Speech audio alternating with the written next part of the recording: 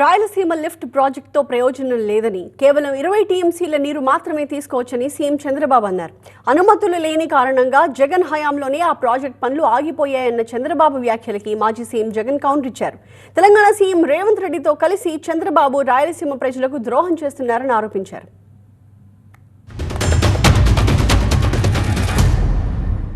మేమేదో రాయలసీమను ఉద్ధరించాలనుకుని మా రామానాయుడు గారు ఎక్స్ప్లెయిన్ చేశారు. మొత్తం ఎంత ఉంటుందంటే వీళ్ళు పెట్టిన లిఫ్ట్ ఇరిగేషన్ చేయడానికి 34 టీఎంసీ. మన వాటా ప్రకారం మనకు వచ్చేది 22 టీఎంసీ. ఇప్పటికే ముచ్చుమర్రు ఉంది అక్కడ, దాని ద్వారా నీళ్లు తీసుకోవచ్చు. నువ్వేదో పెట్టేశాను, నేనేదో పెట్టేశాను, రాయలసీమకు అన్ని న్యాయం జరిగిపోయింది.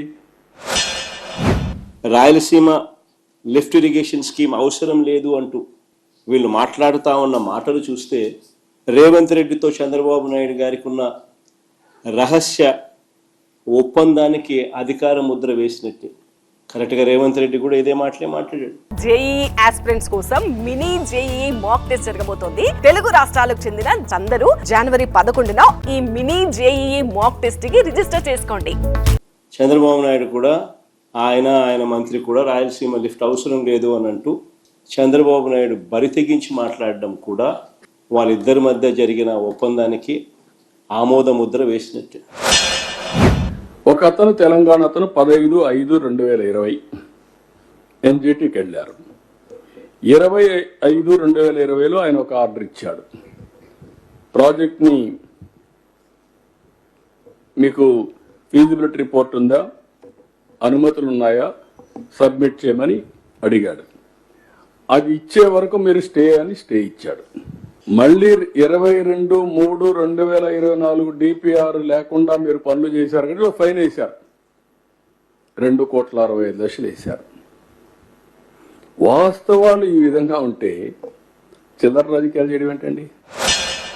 అసలు వీళ్ళు మనుషులేనా అని అనిపిస్తుంది. ఎందుకంటే ప్రతి మాట రాక్షసులను గుర్తు చేస్తుంది.